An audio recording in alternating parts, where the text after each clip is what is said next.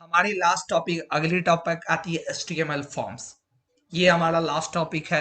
कहने के लिए ऐसे तो बहुत सारी टॉपिक है, बट मे बी ये हमारी HTML फॉर्म्स। अब HTML फॉर्म होता क्या है?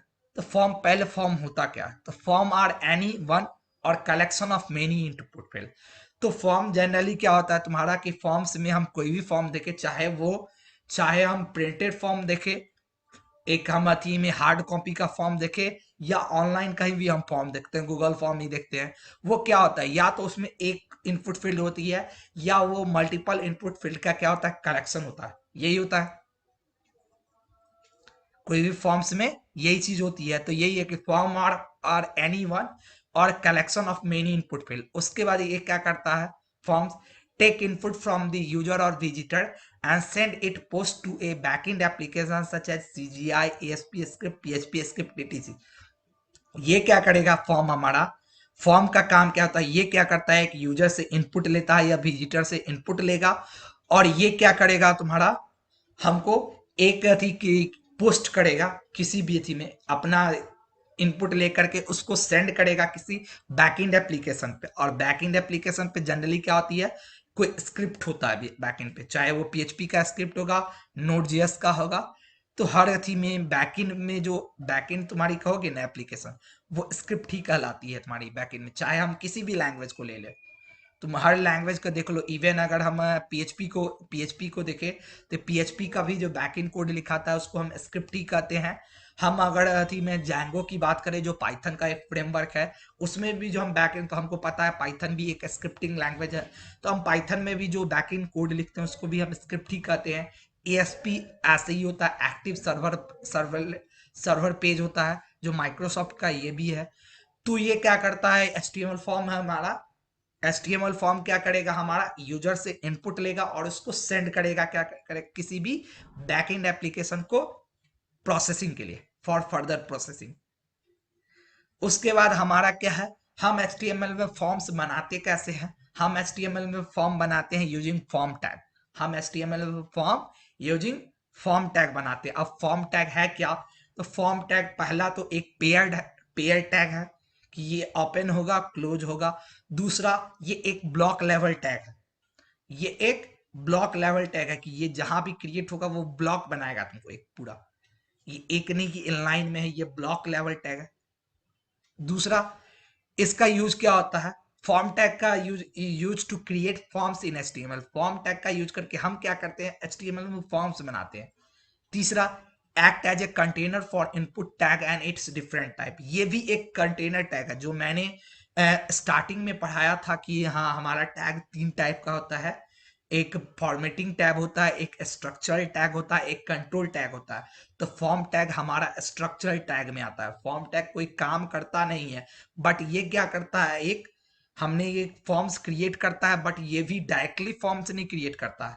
हमने यहाँ लिखा कि फॉर्म टैग क्या करता है, use to create forms in HTML, but ये डायरेक्टली खुद नहीं क्रिएट करता है।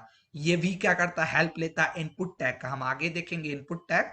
बट ये भी क्या करता है, हमको हेल्प लेता है इनपुट टैग का for creating the forms. Different input field को क्रिएट करने के लिए वो इनपुट टैग का हेल्प लेता है। तो फॉर्म टैग फॉर्म तो क्रिएट करता है, बट ये डायरेक्टली नहीं क्रिएट करता है। तो इसका मेनली काम क्या होता है, ये काम मेनली क्या करता है, कंटेनर का काम करता है, जो मल्टीपल इनपुट टैग और उनके जो टाइप है उनको एक कंटेनर उनको एक कंटेनर प्रोवाइड करने का काम करता है। क्लियर हो रहा है? हेलो। Yes sir. ओके। अब देखो अगला क्या है कि क्या नीड है, हमको क्यों HTML फॉर्म हम यूज करेंगे, ऐसा क्या जरूरत है। आज तक तो हम अच्छे से काम कर रहे थे, हम इतने अच्छे से आज तक काम कर रहे थे, हमको नीड क्या है ये HTML फॉर्म करने। तो पहला, to add user interaction in our website. हम जो आज तक वेबसाइट बना रहे थे, हम जो आज तक वेबसाइट बनाते थे, वो वेबसाइट क्या था हमारा,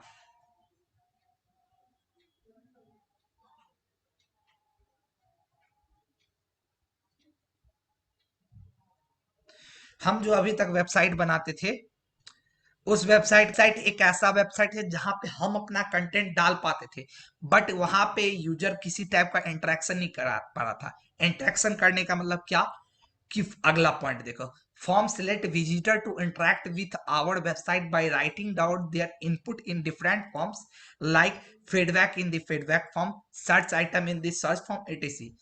हमारा क्या होता था अभी तक का जो वेबसाइट था वो क्या होता था, सिर्फ इंफॉर्मेशन दे रहा था यूजर को। तो वो क्या होता था, वन टाइम यूज हो सकता था। वो क्या था, वन टाइम यूज था। मान लो मैंने एक वेबसाइट बना दिया मोतिहारी कॉलेज के बारे में और वो सिर्फ इंफॉर्मेशन दे रहा है, एक स्टैटिक वेबसाइट है, तो यूजर उस पर क्यों विजिट करेगा? खाली फॉथ ही के लिए, क्योंकि उस पर तो यूजर को कुछ करने मिलेगा नहीं। वो तो सिर्फ जाएगा, कुछ पढ़ करके निकल सकता है। तो यही होता है फॉर्म का पहला नीड, क्या है कि यूजर इंटरेक्शन ऐड करने में। और यूजर इंटरेक्शन ऐड करके हम क्या करेंगे, यूजर इंटरेक्शन ऐड करके हम अपने वेबसाइट का पे विजिटिंग को बढ़ा सकते हैं। तुम एक विजिटिंग को बढ़ा सकते हैं, क्योंकि अगर वहां पे वेबसाइट रहेगा, आज फेसबुक क्या है, आज फेसबुक पे हमारा लॉगिन पेज है, फेसबुक पे हर दिन डेटा अपडेट होती है, तो इस कारण तो हम रोज वहां पे विजिट करते हैं। अगर फेसबुक पे डेटा हमारा कांस्टेंट रहे, फेसबुक हमें अलाउ ना करे कि हाँ आप पोस्ट कर सको कुछ चीजों को, आप कुछ भी को आप अपना पोस्ट डाल सको, आप अपना फोटो वहां अपलोड कर सको, क्या हम विजिट करेंगे फेसबुक पे? अगर फेसबुक हमें अलाउ ना करे, हम खाली उसको देखने के लिए नहीं विजिट करेंगे। तो यही चीज है कि पति में तुम्हारा क्या करता है, फॉर्म हमारा फॉर्म्स हमारा सबसे इंपॉर्टेंट काम क्या करता है, वो यूजर इंटरेक्शन को ऐड करता है हमारे वेबसाइट में। यूजर इंटरेक्शन कहने का मतलब ऐसा कुछ चीज जिससे क्या कर सके, यूजर सिर्फ ना हमारे वेबसाइट पे विजिट कर सके, बट बल्कि वहां पे अपना इनपुट डाल सके। इनपुट इन सेंस का जैसे कि फीडबैक डाल सके, अगर कोई फीडबैक फॉर्म है तो उसमें फीडबैक डाल सके। हम गूगल पे जाते हैं, गूगल का भी वेबसाइट है, हम गूगल के सर्च बार में लिखते हैं कि हाँ हमें जो भी सर्च करनी रहती है, हम गूगल के सर्च बार में जाते हैं, वहां लिखते हैं, तो वहां हम क्या करते हैं, कुछ इनपुट डालते हैं और इनपुट डाल करके हम गूगल के सर्वर से इंटरेक्ट करते हैं। तो हम फॉर्म्स का यूज करके हम क्या करते हैं, अपने उस वेबसाइट के सर्वर से इंटरेक्ट करके कुछ इंफॉर्मेशन या तो हम गेन करते हैं या अपना कुछ इंफॉर्मेशन वहां पे, जैसे फॉर एग्जांपल कांटेक्ट फॉर्म से क्या हुआ, हम किसी वेबसाइट पे गए, हमको मान लो कोई उस पे हमने कोई देखा इंफॉर्मेशन, उस इंफॉर्मेशन में हमें कंफ्यूजन है, तो कंफ्यूजन है, अगर उस पे उस फॉर्म उस अति वेबसाइट पे कोई भी फॉर्म ना रहे, तो वो कंफ्यूजन मेरे लिए कंफ्यूजन ही रह जाएगा। क्या ऐसा ही होगा ना? मेरा कोई वेबसाइट मेरे डाउट को क्लियर ही नहीं करेगा, हम क्यों उस पर विजिट करना चाहेंगे? हमारा क्यों विजिट करना चाहेंगे हम? और वहीं पे अगर मेरा मान लो एक फॉर्म रहेगा वहां पे कि आपको डाउट है, आप डाउट पूछो, हमारा टीम आपसे कांटेक्ट करेगा, तो आप उसको आप बोले कि हाँ आपके पे मैंने ये देखा था, मुझे इस पे डाउट हो रही है, हम अब एक कांटेक्ट फॉर्म फिल कर दिया, मैंने वहां पे ईमेल आईडी अपना मेंशन कर दिया, फोन नंबर मेंशन कर दिया, और अथी हो गया। तो अब वो आके हम वो डाउट पूछ सकते हैं। तो इससे क्या कर पा रहे हैं, वो हम उसके अथी से सिर्फ नाम पेज को देख पा रहे हैं, बल्कि हम अपने उसके डेवलपर से, उसके अथी जो कंपनी है, रेस्पेक्टिव कंपनी, उससे कनेक्ट हो पा रहे हैं। तो ये काम करता है तुम्हारा फॉर्म। तीसरा, it also allows visitor to authorize themselves in order to access their personal detail on a website. ये क्या करता है, ये भी अलाउ करता है कि हम अब एक विजिटर को अलाउ करता है कि वो खुद को ऑथराइज कर ले, ताकि वो पर्सनल डिटेल को एक्सेस कर पाए, जैसे लॉग इन फॉर्म के थ्रू। हम फेसबुक पे जाते हैं, फेसबुक का एक बहुत बड़ा वेबसाइट है, हम फेसबुक पे खुद को ऑथराइज करते हैं अपने यूजर नेम पासवर्ड से, और हम अपना प्रोफाइल सेक्शन, फेसबुक का प्रोफाइल सेक्शन देख पाते हैं कि हाँ हमने वहां पे किसको लाइक किया, हमने क्या क्या पोस्ट डाला है, हमने क्या क्या, कि कौन कौन मेरे फ्रेंड्स हैं, ये सारी पर्सनल डिटेल हम देख पाते हैं। तो ये भी एक अलाउ करता है। Last last it is a gateway to convert our website from static to dynamic one. ये हमारा एक गेटवे, अभी तक हमारा जो वेबसाइट था वो स्टैटिक वेबसाइट था कि जहां पे हम कुछ कर नहीं पाते, बट ये क्या है, फॉर्म्स हमारा एचटीएमएल फॉर्म्स एक गेटवे है। यहां से हमारा स्टार्ट, एक जर्नी थोड़ी सी कह सकते हो स्टार्ट होती है। इससे पहले स्टैटिक था, इसके बाद डायनेमिक है, और बीच में ये गेटवे का काम कर रहा है। ये एक गेटवे का काम कर रहा है कि आप इस गेट से हो करके स्टैटिक से डायनेमिक वेबसाइट में कन्वर्ट कर सकते हो खुद के वेबसाइट को। क्लियर है? एंड लास्टली, इसके अलावा एक हमने अभी भी पॉइंट डिस्कस किया था, और फिर से मैं उस पॉइंट को पॉइंट आउट कर देता हूं लास्टली, कि ये क्या है। अगर हमारा HTML फॉर्म्स हमारा एक वे है कि हम अपने वेबसाइट पे इंगेजमेंट बढ़ा सकते हैं, जो मार्केटिंग के पर्पज से बहुत ज्यादा है। क्योंकि इंगेजमेंट कैसे बढ़ा सकते हैं, हमने वहां पे फीडबैक डाल दिया कि आप आओ फीडबैक डाल दो, आप अपना क्यूरी वहां पे डाल दो। तो यूजर क्या कर रहे हैं, हमसे इंगेज हो रहे हैं, यूजर हमसे इंगेज हो रहे हैं, हम हमसे थी हुए, तो वो इंगेजमेंट बढ़ रहा है। और इंगेजमेंट बढ़ रहा है तो हमारा जो जिस पर्पज से हमने वेबसाइट बनाया है, वेबसाइट ऑफ कोर्स किसी पर्पज से ही बनेगा, ऐसे तो वेबसाइट बनेगा नहीं। या तो हमने अपने कंपनी के लिए कोई वेबसाइट बनाया, मान लो कोई कंपनी है, वो अपने सारे प्रोडक्ट्स को ज्यादा लोगों तक पहुंचाना चाह रही है, उसने वेबसाइट बनाया। या कोई इंफॉर्मेशन है, हम उसको शेयर करना चाहते हैं, तो जिस पर्पज से वो भी पूरा हो रहा है। तो इसलिए फॉर्म्स एक बहुत इंपॉर्टेंट रोल प्ले करता है तुम्हारा। अब इसके आगे हम अगर मूव ऑन करते हैं, तो हमारा देखो फॉर्म्स का ये अलग अलग एट्रीब्यूट्स होता है, हमारी फॉर्म्स की अलग अलग एट्रीब्यूट्स होती है। पहला एक्शन, पहला क्या होता है, एक्शन। एक्शन में हम क्या करते हैं, हम किसी बैकएंड पेज का एड्रेस पास करते हैं इसके वैल्यू के रूप में। और ये क्या करता है, define the action to be perform when form is submitted. ये क्या करता है, ये डिफाइन करता है कि कौन सा एक्शन आपको परफॉर्म करना है जब फॉर्म सबमिट होगा। दूसरा, टारगेट। टारगेट का इसका दो बहुत ज्यादा वैल्यू होता है, बट मैं दो वैल्यू लेके आया हूं। एक जिसमें इसका जो अंडर स्कोर सेल्फ है ये डिफॉल्ट वैल्यू है, और दूसरा वैल्यू अंडर स्कोर ब्लैंक है। ये क्या करता है, specifies where to display the response that is received after submitting the form. ये क्या करेगा, हम टारगेट एट्रीब्यूट को लगा करके हम बताएंगे, ये स्पेसिफाई करेंगे कि हमको जो रिस्पॉन्स फॉर्म सबमिट करने के बाद बैकएंड से जो रिस्पॉन्स आएगा मेरे पास, वो हमको कहाँ देखना है, हमको अपने सेम पेज पे देखना है या डिफरेंट पेज पे देखना है। बाय डिफॉल्ट क्या होता है, हमें सेम पेज पे वो दिखाता है। बाय डिफॉल्ट हमारा सेम पेज पे दिखाता है। ये चीज हम लोग देखेंगे जब हम पीएचपी पढ़ रहे होंगे। हम जब पीएचपी पढ़ रहे होंगे तो वहां हम देखेंगे कि कैसे हम सेम पेज पे या डिफरेंट पेज पे हम देख सकते हैं। बट अभी चीजें समझ लो कि ये काम क्या है। तीसरा, मेथड। इस मेथड का दो ही अथी होता है फॉर्म के लिए। ऐसे मेथड्स ये बहुत सारे होते हैं, चार होते हैं, बट हमारा फॉर्म के केस में दो मेथड होता है, गेट और पोस्ट। ये क्या मेथड क्या करता है, specify the HTTP method to be use when submitting the form data. हम डेटा को फॉर्म डेटा को जब सबमिट कर रहे हैं तो हमको कौन सा एचटीटीपी मेथड यूज करना है ये हम बताते हैं। अब यहाँ बोलोगे कि सर ये दो मेथड में अंतर क्या है, गेट और पोस्ट में। तो अगर हम गेट एचटीटीपी मेथड का यूज करके किसी डेटा को अगर हम सबमिट करते हैं, तो वो डेटा क्या होगा, ओपन फॉर्म में मेरे यूआरएल में दिखता है। हम दिखाएंगे नेक्स्ट क्लास में कि वो क्या होता है। तो ये नेक्स्ट क्लास अभी क्योंकि स्टूडेंट्स भी नहीं है ज्यादा तुम्हारे, तो हम ये टॉपिक्स डिस्कस करते हैं। देन आफ्टर तुमको ये सारी चीजें दे देंगे और तुम लोग उसके बाद इसको पढ़ करके आना। तो ये चीज है कि हम लोग में तो गेट के केस में क्या होता है, गेट के केस में हमारा क्या होगा कि हम जो भी डेटा फॉर्म का डेटा फिल करेंगे, वो फॉर्म का डेटा हमारे यूआरएल में अपेंड होकर के पास होता है, तो वो विजिबल होता है। तो इस कारण से गेट मेथड क्या होता है, तुम्हारा अनसिक्योर्ड होता है, क्योंकि इसको कोई भी दूसरा हैकर बीच में बैठा हुआ एक्सेस कर सकता है।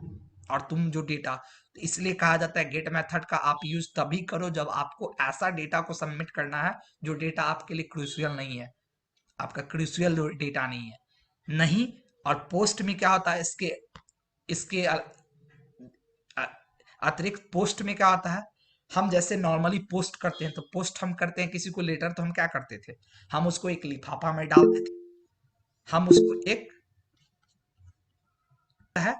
पोस्ट में क्या करते हैं हम लोग, जैसे नॉर्मली क्या करते हैं, पोस्ट जो करते हैं हम डेटा, तो सॉरी हम जो अपना लेटर पोस्ट करते हैं हम क्या करते हैं, उसको एक लिफाफा में बंद करते हैं, उसको ऊपर से गम लगा देते हैं, स्टंप मारते हैं और भेजते हैं। और ऐसा रहता है कि उसको सिर्फ जिसको भेजना है वही खोल करके देख सकता है, बीच में कोई नहीं खोले।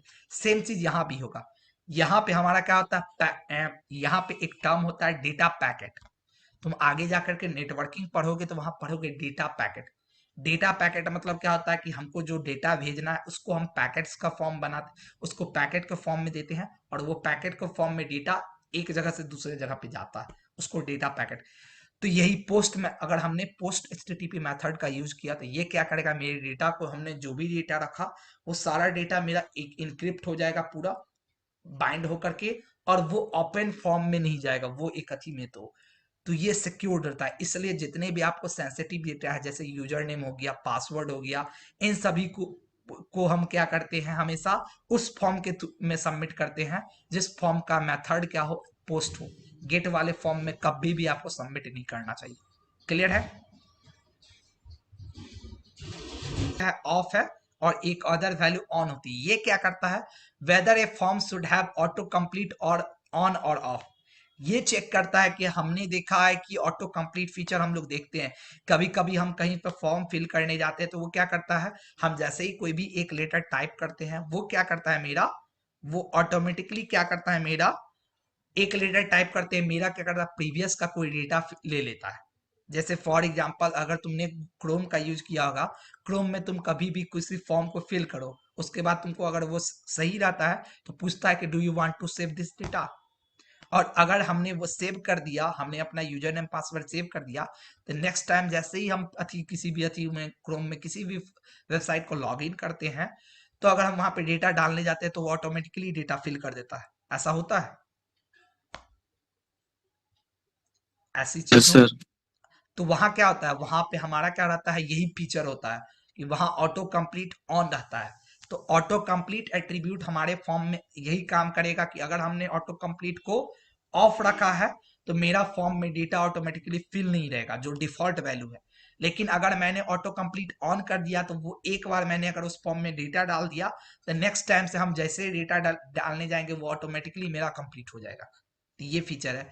उसके बाद नो वैलिडेट, इसका मैंने इसका डिस्क्रिप्शन लिखा नहीं है, बट कोई नहीं, मैं बता देता हूँ।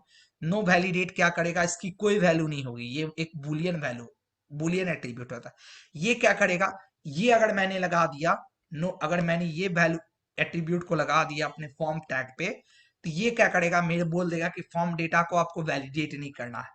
तो अगर मैंने कोई वैलिडेशन भी लगा दिया है, मान लो जावास्क्रिप्ट का यूज करके मैंने कुछ वैलिडेशन लगा दिया, मान लो एक यूजर नेम पासवर्ड का फॉर्म है या साइन अप फॉर्म है, जहां पे मैंने एक वैलिडेशन लगाया है कि हाँ पासवर्ड 8 डिजिट से कम नहीं होना चाहिए, 8 डिजिट से पासवर्ड में एक कैपिटल लेटर, एक स्मॉल लेटर, एक अल्फाबेट होनी चाहिए, तो ये एक नंबर होनी चाहिए। ये सब जो वैलिडेशन लगा दी है, अगर मैंने उस फॉर्म के एट्रीब्यूट में नो वैलिडेट लगा दिया तो वो इन सारे वैलिडेशन को बिना चेक किए भी सबमिट हो जाएगा। तो ये होता है। एंड लास्टली है इनक्रिप्ट, ENCT5।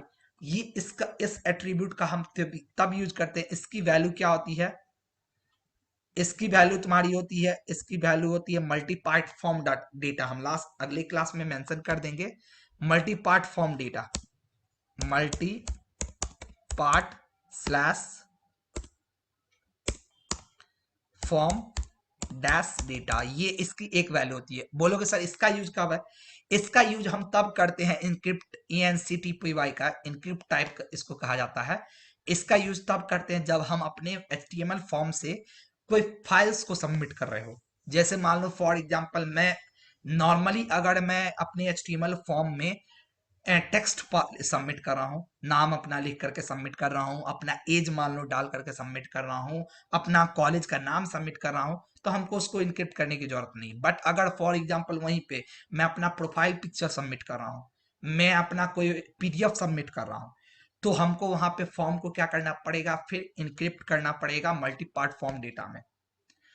तो ये तब यूज होता है जब हमको अपने फॉर्म के थ्रू फाइल्स को अपलोड करना है। तो क्लियर हो रहा है। Yes sir. ओके, अब यहां से तुम लोग क्या करो, स्क्रीनशॉट ले लो। जस्ट ए मिनट, मैंने गलती कर दिया। हाँ, यहां से तुम लोग स्क्रीनशॉट ले लो। हमारा फॉर्म टैग ऐसे ही ओपन होता है। फॉर्म हमने जो जहां तक पढ़ा है वहां तक देख लेते हैं। फॉर्म मैंने खोला और फॉर्म मैंने बंद किया। ये फॉर्म टैग मैंने ओपन किया और फॉर्म टैग मैंने बंद किया है। और इसके बाद हमें क्या करना है, इसमें ही होता है हमारा, ये होता है। अब यहीं पे हम जो देख रहे थे यहीं पे सारी लगती, एक्शन इजकल टू मान लो यहां लगेगा। अब मान लो यहाँ क्या होगा, एक्शन पे क्या लगेगा हमारा डेटा। मान लो हमको इस फॉर्म को हम सबमिट करेंगे, तो मेरा एक पेज है, मान लो पीएचपी जब हम पढ़ेंगे तो ये चीज देखेंगे कि पीएचपी में मान लो मेरा पेज है स्क्रिप्ट डॉट पीएचपी करके, जहां पे हम चाह रहे हैं क्या कि जब मैं फॉर्म सबमिट करूं तो मेरा सारा डेटा इस पेज पे जाए, मेरी फॉर्म को क्या करे, सारे डेटा को इस स्क्रिप्ट डॉट पीएचपी पेज पे भेज दे, और स्क्रिप्ट डॉट पीएचपी का पेज क्या करेगा, इस सारे डेटा को एक्सेस करेगा एंड देन उसको डेटाबेस में स्टोर करेगा। तो वहां पे हमको भेजने का काम कौन करेगा, यही एक्शन प्रॉपर्टी करेगा, और इसमें मैं ऐसे वैल्यू डालूंगा। इसके बाद हम लोगों ने देखा था मेथड। तो मेथड में यहाँ पे होगा कि मेथड में मान लो जैसे मैंने यहाँ लिखा गेट गेट, अब गेट लिखा तो मुझे हो गया कि इस फॉर्म का जो भी डेटा अगर मैं सबमिट करूंगा, मैं इस फॉर्म की जो भी डेटा को मैं सबमिट करूंगा वो डेटा क्या होगा, मेरा यूआरएल में दिखेगा। हम नेक्स्ट क्लास ये दिखाएंगे बहुत अच्छे से, अभी मैंने इनपुट टाइप सब नहीं पढ़ाया। अगला क्या था, टारगेट। टारगेट था तो टारगेट ऐसे तुम्हारा मान लो लिखोगे target equal to underscore blank, ये था तुम्हारा टारगेट। ब्लैंक था तो ये क्या करेगा, ब्लैंक अगर जब मैंने रखा target equal to underscore blank रखा तो ये क्या करेगा तुम्हारा, जो अब अगर स्क्रिप्ट डॉट पीएचपी से अगर कुछ डेटा रिटर्न होकर के आएगी, उस डेटा को ये एक नए पेज पे दिखाएगा, एक नए टैब में दिखाएगा, तो उस टैब में दिखाएगा, एक नए पेज पे दिखाएगा। और अगर मैंने यहाँ पे इसको छोड़ दिया, टारगेट कुछ नहीं दिया, तो टारगेट अगर कुछ नहीं दिया है तब भी इसका मतलब है क्या, हमारा डिफॉल्ट टारगेट, और डिफॉल्ट टारगेट क्या है, सेल्फ, यानी खुद के पेज पे सबमिट करना। तो हम ये लिखे ना लिखे, सेल्फ हम लिखे ना लिखे, सेल्फ हमारा डिफॉल्ट टारगेट है, तो ये हमको खुद के पेज पे ही रखेगा, और वो डेटा जो आएगा स्क्रिप्ट डॉट पीएचपी से वो खुद के पेज पे दिखेगा। तो ये टारगेट हो गया। इसके अलावा हमारा था कि ऑटो कंप्लीट था, तो ऐसे ही मान लो ऑटो कंप्लीट हम देते हैं। ऑटो कंप्लीट मेरा बाय डिफॉल्ट क्या होगा, ऑफ ऑफ होगा, और यहीं पे हम ऑन ऑफ ऐसे सेट कर सकते हैं, तो ये हमको पता है। नो वैलिडेट हम बोले हुए थे, नो वैलिडेट क्या है, नो वैलिडेट में कोई डेटा पास नहीं होता, ये ऐसे सिर्फ जाएगा नो वैलिडेट। देखो ये खुद पे खुद, इसकी कोई वैल्यू नहीं होती, ये ऑटोमेटिक, अगर इसमें मैंने कुछ नहीं रखा है तो ये ट्रू हो गया। मैंने अगर ये नो वैलिडेट लिख दिया, ये एक बुलियन अति तुम्हारा है, ये बुलियन एट्रीब्यूट है, तो अगर मैंने इसमें कोई भी वैल्यू पास नहीं किया, इसका मतलब मेरा नो वैलिडेट ट्रू है, इसकी डिफॉल्ट वैल्यू ट्रू है। और अगर मुझे वैलिडेट करना है तो मुझे इसको लिखने की जरूरत ही नहीं है, मैं इसको हटा दूंगा। तो ये डेटा तुम्हारा इस कारण इसका कोई वैल्यू नहीं है। और लास्टली मेरा था ENCTPYE एनक्रिप्ट टाइप, ये क्या करेगा, multi part slash form data, और ये मैंने बोल ही दिया था कि ये हम तब यूज करेंगे, इस एट्रीब्यूट का हम यूज तब करेंगे जब हम अपने HTML फॉर्म से किसी फाइल्स को सबमिट कर रहे हैं, हम किसी फाइल्स को, क्लियर है। Yes sir. मैंने जैसे अभी मैंने इनपुट में कुछ नहीं लिखा है, मैंने सिर्फ इनपुट टैग को लगाया और मेरा ये राइटिंग का बन गया।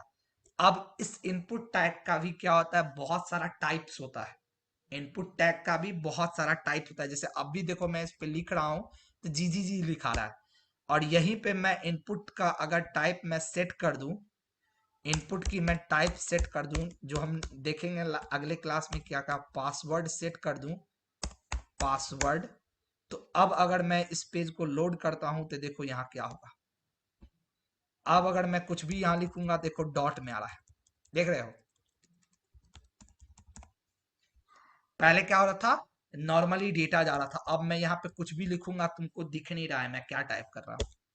तो ऐसे करके इनपुट की अलग अलग क्या होती है, टाइप्स होती है, जो हम लोग नेक्स्ट क्लास देखेंगे। तो यहां तक में किसी को कोई डाउट।